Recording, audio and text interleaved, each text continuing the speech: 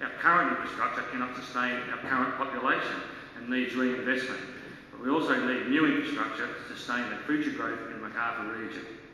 We need to implement a structure plan that enables free-flow of traffic in the Macarthur region, eliminating bottlenecks and encourage economic investment in our region. This is something I'm very, very passionate about. We need to invest immediately in roads and infrastructure such as Narellan Road, northbound and southbound, M5 on and off ramps, Narellan Road, Blasham Road, Gilchrist Drive intersections, Bad Gully Road connection to the Gregory Hills, Camden Valley Way, 16 years of Labor government in New South Wales haven't delivered, Spring Farm Parkway, Menangle Road, Appin and Picton Roads, a number of fatalities in the last 3 or 4 years, Cobbity and Northern Roads, Raby, St Andrews, Denham Court and Campbelltown Roads, our east-west connections with the Grove Centre area, the Malden-Dumbarton Railway line linking us with major port facilities and the Illawarra region. We also need implementation of strategic bus corridors between Campbelltown, Camden and Liverpool, linking into our railway nodes and building new bus and rail interchanges. We won't even have the South West Rail Link until 2016 if we're lucky, supporting current urban releases. How are we going to achieve this when secret Labor government files reveal this week New South Wales has run out of money and we are stuck with our appalling road and transport systems until 2026, while at the same time continuing with significant additional urban release areas. The Macarthur region also needs other major infrastructure such as employment generating lands and economic investment to make Macarthur a place of destination and not a place of origin. We also need extra educational and health facilities, cycleways, pedestrian linkages, sporting complexes which can cater for regional requirements of various sports such as hockey and netball. The Liberal Party has a great track record in providing critical infrastructure in the region, having provided $150 million for F5 upgrades, $42 million for the state-of-the-art medical school at UWS at Macarthur, $4 million to build an alternative medicine centre at UWS. One that Nick's already claimed, we put the $5 million in the upgrade of Camden Pool, the upgrade of the very dangerous Camden Valley Way and Raby Road intersection. I have a proven track record in serving the people of Macarthur, having the ability to bring all stakeholders to the table to address the needs of my community.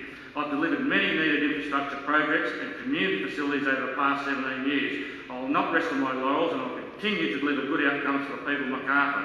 The Labor candidate has even laid claim to some of his achievements tonight, such as the $8 million upgrade of Campbelltown Stadium, where I held a summit meeting with all the stakeholders, arranged the costing and delivered the outcome.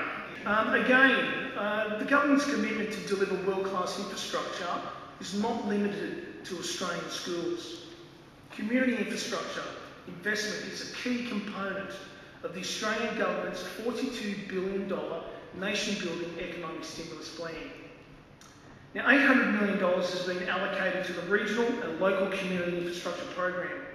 It funds local governments to build and renew local infrastructure, such as community centres, town halls, parks, playgrounds and sports facilities, and also pools. We'll get to that in a minute. This rapid injection of funds into our local community has supported local jobs over the short term and over the long term. Construction of local community infrastructure has commenced and over 2,750 projects have already been completed. Now, the Macarthur area has been very fortunate to have benefited from this funding to enhance our community infrastructure.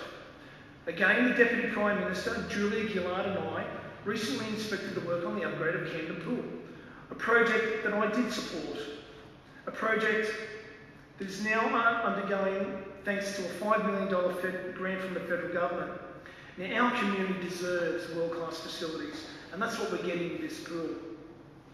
Along with Camden Pool, there was an upgraded Campbelltown Sports Stadium. It was long overdue. I fought hard for this upgrade, and we were rewarded with an $8 million funding grant from the Rudd government, promised by Labor and delivered by Labor. This redevelopment included enhancements to amenities, an additional 3,100 seats, a new scoreboard structure, which we hope will be used to announce many, many West Tiger victories. The Deputy Prime Minister and I also inspected work on the widening of the F5 between St Andrews Road and Raby Road. Now, this project, it's running 6 months ahead of schedule.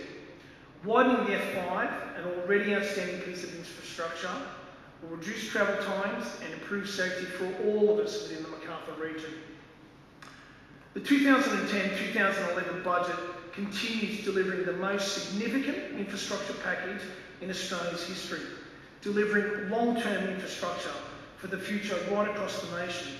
All up, the government is investing some $37 billion in vital economic infrastructure, such as road, rail, ports, including some $22 billion going to regional and transport infrastructure. The Rudd government's strategic investment has saved us from the demise of the rail system today, while positioning our nation for a prosperous, world-class future.